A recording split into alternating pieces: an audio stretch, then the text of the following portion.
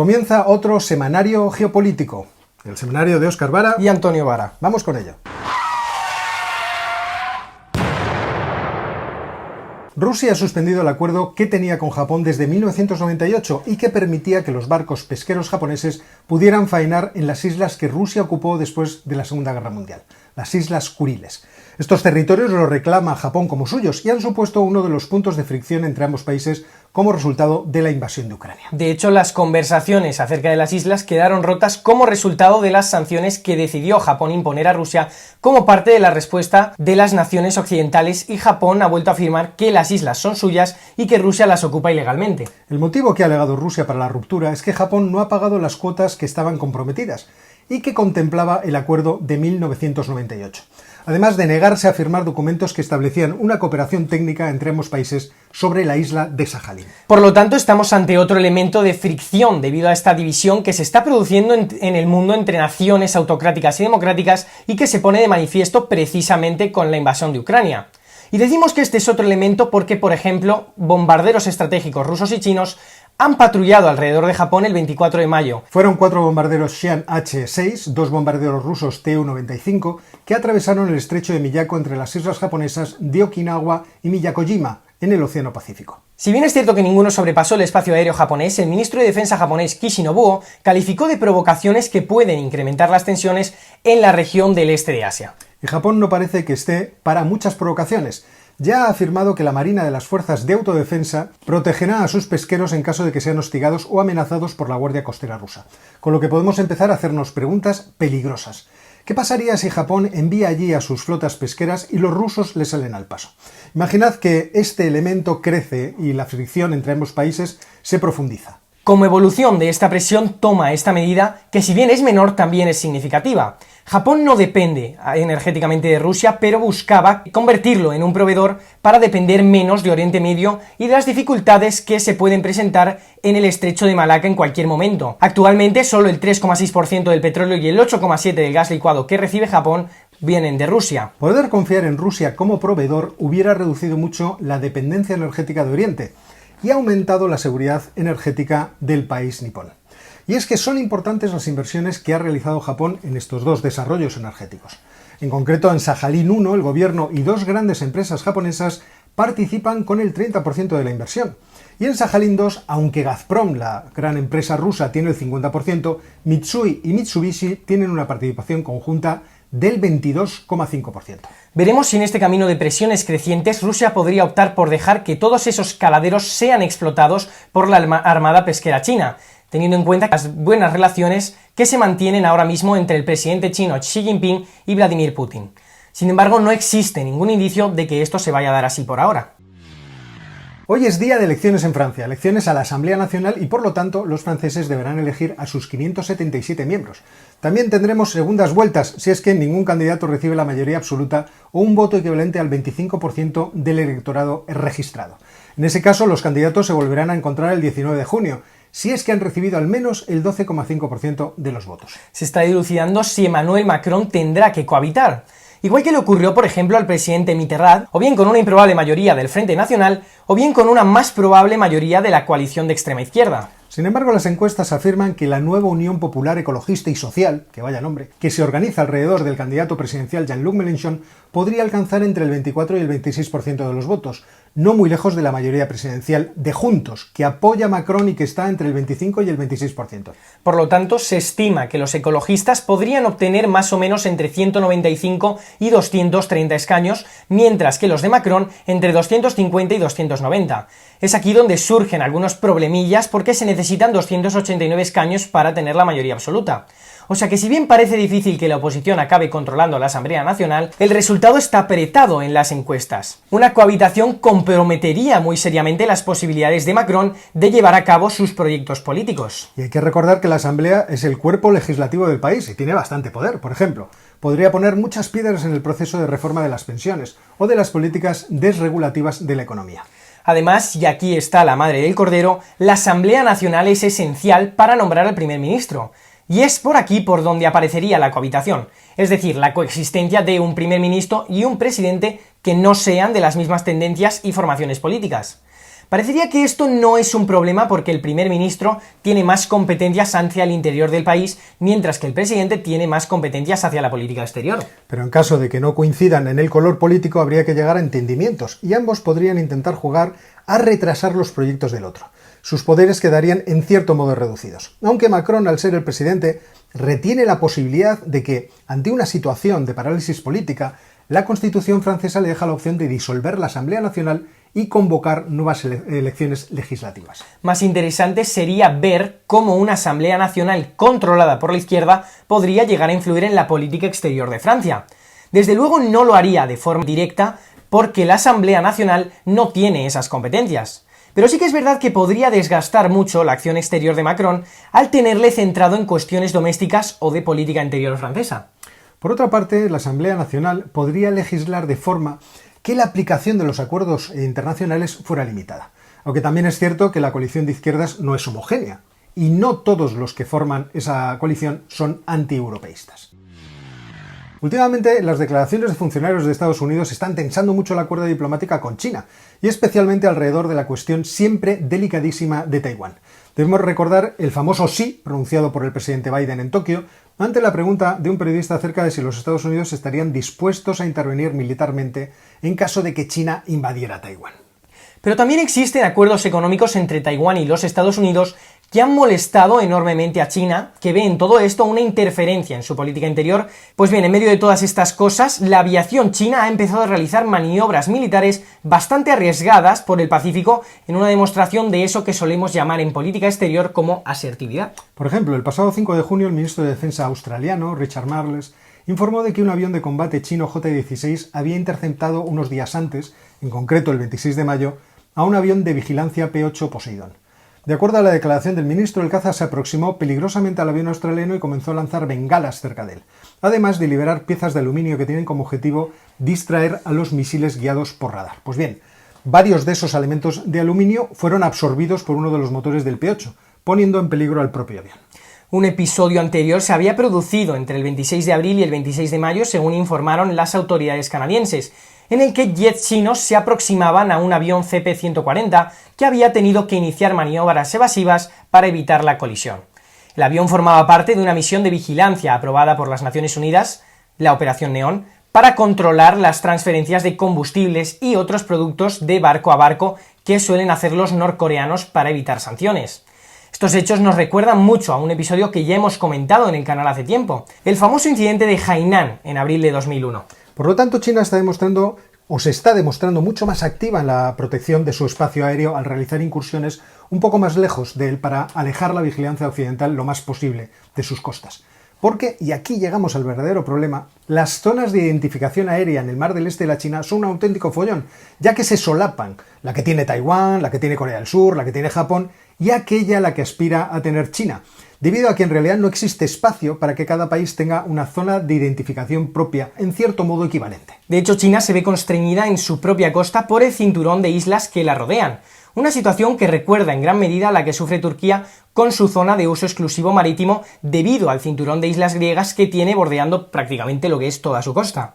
Y esto también nos enseña que a medida que China vaya adquiriendo mayor fuerza, disputará con mayor energía las limitaciones de cada una de estas zonas de identificación aérea. La desconexión de 27 cámaras de monitorización de las 40 que tiene la Agencia Internacional de Energía Atómica en Irán puede estar poniendo fin al culebrón de las negociaciones para recuperar el acuerdo nuclear entre Estados Unidos e Irán. Cuando decimos poner fin, queremos decir poner fin, aunque nada seguro, como veréis a continuación. El pasado 8 de junio supimos de esta decisión de Irán y también de la respuesta que daba el director general de la Agencia Internacional de la Energía, Rafael Grossi, que afirmaba que si en 3 o 4 semanas no se volvían a conectar estas cámaras, la esperanza de restaurar el acuerdo nuclear sería nula. El acontecimiento desencadenante de esta decisión fue una crítica por parte del Consejo de Gobernadores de la Agencia Internacional de Energía Atómica, que tiene 35 miembros, por la negativa por parte de Irán de explicar los restos de uranio descubiertos en sitios no declarados como instalaciones nucleares en el país. Además, Irán ha anunciado que comienza a instalar centrifugadores IR-6, que son los más eficientes, y avanza a la hora de enriquecer uranio como forma de presión. Según la Agencia Internacional de Energía Atómica, Irán ya tiene enriquecido al 60% unos 43 kilos de masa de uranio, lo cual es una cifra significativa que permitiría a Irán enriquecer rápidamente al 90% ese material, para alcanzar el nivel de pureza que es necesario para que tenga aplicación militar. Si hacemos un poco de historia, las conversaciones están detenidas desde esta última ronda, que supuestamente iba a ser la última, pero que se detuvo el 11 de marzo de este año, cuando Rusia exigió garantías de que las sanciones de Occidente por la invasión de Ucrania no afectarían a su relación económica con Irán. Al fin y al cabo, Rusia es uno de los garantes principales del acuerdo nuclear. También en estos momentos, Irán demandaba que los Estados Unidos sacara la Guardia Revolucionaria Islámica de la lista de grupos terroristas. Sorprendentemente, los Estados Unidos habían tomado la decisión de hacerlo, pero la filtración seguramente interesada de esta noticia en Washington obligó a la Casa Blanca a dar marcha atrás en esta intención. Por supuesto, para los Estados Unidos esto es un problema en la coyuntura de la guerra de Ucrania y de los problemas de inflación que vienen alimentados precisamente por el crecimiento de los precios del petróleo. Y en un momento en que los Estados Unidos desean verse al margen de los problemas políticos que suceden en Oriente Medio. La expectativa de una reducción de la utilización del petróleo en los próximos decenios hacen cada vez menos interesante el estar implicado en las tensiones habituales entre judíos y musulmanes, pero también entre musulmanes, chiíes y suníes. Y a esto habría que descontarle también los intereses regionales de países como Turquía y los problemas internos de naciones como Siria, Irak e Irán. Normal que quieran poner un poco de distancia con todos estos. Además, todos sabemos que el interés auténtico de Estados Unidos en el futuro, obviamente, depende del crecimiento económico y militar de China en la región del Indo-Pacífico. Quizá por esto y por el propio interés que tienen los iraníes en llegar a un resultado positivo en las negociaciones por cuestiones económicas, los Estados Unidos rechazan fijar una fecha límite a partir de la cual el acuerdo se entendería que es imposible. Porque recordemos que las protestas que se están produciendo en el país de Irán precisamente fue por el descontento en el reparto de la renta y por las corrupciones que se van conociendo y que quedaron de manifiesto en el colapso de la torre de pisos recientemente en la que murieron 36 personas. Lograr el acuerdo en un plazo breve supondría que el petróleo iraní podría ser intercambiado con los países occidentales, en un momento en que estos están deseando sustituir a su proveedor, que es Rusia. O sea que existe un interés por las dos partes. Pero también existen intereses geopolíticos que pueden pesar más. También es cierto que un programa nuclear muy avanzado por parte de los iraníes puede provocar respuestas por parte de Israel. No podemos perder de vista que Israel es muy aficionada, por lo menos en el terreno de las hipótesis, porque no podemos demostrar nada, a las operaciones encubiertas, y que recientemente, el 22 de mayo, teníamos el asesinato de un alto mando de la Guardia Quds en Teherán. Otros actores geopolíticos que podrían intervenir serían los Estados Unidos, que podrían recurrir a la intervención militar para retrasar el programa nuclear iraní, aunque esto causaría una inestabilidad en la región de consecuencias absolutamente incalculables, que además se añadirían a los problemas que ya están sobre la mesa debido a las sanciones a Rusia y a la guerra en Ucrania. Y sobre todo obligaría a un movimiento similar por parte de Arabia Saudita y quizá de algún otro vecino un poco más lejano como Turquía. Para China la situación puede ser ambivalente, ya que votó en contra de la última resolución de la Agencia Internacional de Energía Atómica. Pero por otra parte, la proliferación nuclear y una potencial desestabilización de Oriente Medio podría afectar de forma muy seria en su provisión de petróleo, con lo que no es descartable que utilice su diplomacia suave para convencer a Irán de que no desarrolle nuevas armas nucleares. Pero hablemos de las protestas en Irán, porque tienen mucho interés en el contexto de lo que estamos contando. La decisión de ajustar unos subsidios a los alimentos produjo el inicio de las protestas a principios de mayo, que poco a poco han ido creciendo en intensidad debido principalmente a la situación económica del país y a la corrupción gubernamental. El 9 de mayo el presidente Raisi, que lleva menos de un año en el poder, tomó la decisión de bajar la cantidad de dinero que el gobierno paga por el pan y por productos de primera necesidad como el azúcar, el pollo o el queso. Su intención era ahorrarle al presupuesto público parte de los 100.000 millones de dólares en subsidios que gasta anualmente. Como os decíamos antes, el colapso de un edificio en la ciudad de Abadán desveló la corrupción en las construcciones, que no seguían los estándares de seguridad, además de que había adjudicaciones fraudulentas de contratos de construcción. La suma de ambos acontecimientos, junto con las ondas expansivas de la guerra de Ucrania sobre los mercados de alimentos, fueron incrementando el descontento popular. Pensemos que Irán importa el 30% de los cereales de Rusia y Ucrania y que ahora estos mercados, lógicamente, se han visto enormemente perturbados, tanto por la guerra como por las sanciones. Además, Irán es también un gran importador de medicinas y fertilizantes. De forma simultánea, el Banco Central de Irán decidió estabilizar el tipo de cambio del rial iraní, que se depreció de forma acelerada hasta alcanzar un récord de 310.000 por dólar el 1 de junio. Esto hace que las importaciones todavía sean más caras. Por si fuera poco, el petróleo iraní está sujeto a sanciones y es adquirido principalmente por aquellas naciones que no se ven concernidas por la política internacional de los Estados Unidos. Pero resulta que ahora, con la crisis ucraniana, los rusos se ven obligados a vender su petróleo con un fuerte descuento. Y como precisamente los combustibles no están sujetos a las sanciones, los chinos prefieren comprarle a Rusia que comprárselo a Irán. Si no mejoran mucho las cosas, estas protestas irán creciendo, más teniendo en cuenta que Raisi se había presentado como una solución a los importantes problemas económicos del país, y seguramente pondrá en peligro no solo la estabilidad del gobierno actual, sino del propio régimen, porque ya se han escuchado gritos en esas manifestaciones que no van en contra del presidente, sino en contra de la autoridad suprema de la revolución islámica, el ayatolá Jamenei. De hecho, muchos esperaban que las negociaciones nucleares llegaran a buen puerto precisamente para que la situación económica mejorara. Es decir, muchos ciudadanos iraníes estaban esperando que el alivio a su situación económica viniera precisamente del levantamiento de sanciones por parte de Estados Unidos. Y algunos se preguntan si realmente le interesa a Raisi llegar a ese acuerdo, porque implicaría prescindir de los Estados Unidos como culpable genérico de todos los males que le suceden al país. Por otra parte, en esta situación de necesidad, firmar el acuerdo podría entenderse como un acto de debilidad del régimen. Así que Irán se mueve actualmente entre estos dos extremos que son incompatibles entre sí: solucionar los problemas económicos gracias al acuerdo nuclear o negarse a suscribir este acuerdo para mantener la apariencia de fortaleza. Después del intenso impacto que tuvo la pandemia sobre Irán, es posible que el agotamiento de la población sea un factor demasiado importante como para no tenerlo en cuenta. Seguramente recordaréis cómo el presidente actual de Sudáfrica, Cyril Ramaphosa, accedió al poder gracias a una campaña electoral basada en la lucha contra la corrupción. Pero no de una corrupción cualquiera, sino de la corrupción de su antecesor, Jacob Zuma, que además era miembro de su propio partido político, el Congreso Nacional Africano. Sin embargo, la suerte, que tan esquiva le es a los políticos, ha traído de vuelta la corrupción a la esfera pública de Sudáfrica, pero ahora con acusaciones para Ramaphosa. El escándalo salta cuando el ex jefe del Servicio de Inteligencia del país acusa al presidente de estar envuelto en un robo que se produjo en su granja de Limpopo, por valor de unos 4 millones de dólares que estarían ocultos dentro de un mueble.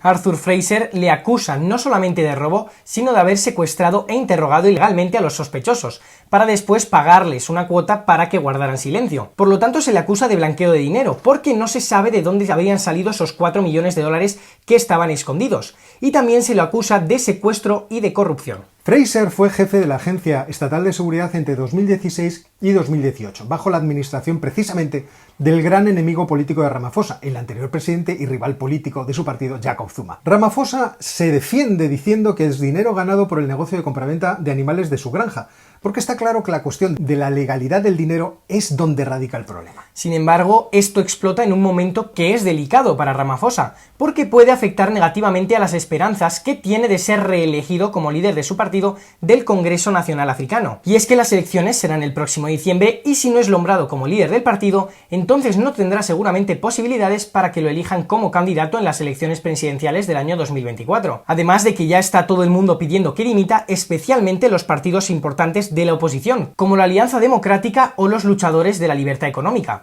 pero también miembros de su propio partido que estaban más en el lado de Zuma. Y es que esto tiene estar en el poder, que tienes enemigos tanto dentro como fuera de tu partido político. Habrá que ver también qué efecto producirá todo esto sobre la propia política económica y los proyectos legislativos que tenía Ramaphosa para Sudáfrica. Pero es muy posible que si la investigación desvela algún tipo de responsabilidad, la situación política en Sudáfrica se vuelva inestable por las protestas y por la falta de cooperación en la actividad del gobierno por el propio Congreso Nacional Africano. Y hasta aquí el semanario geopolítico de hoy. Os emplazamos a la semana que viene para que comentemos más noticias de lo que está ocurriendo en el mundo durante estos tiempos realmente demasiado interesantes. Y si os ha gustado el vídeo, ya sabéis, os recomendamos que os suscribáis al canal, activéis las notificaciones, le deis al botón de like y, por supuesto, nos vemos en el próximo vídeo. Bueno, también eso.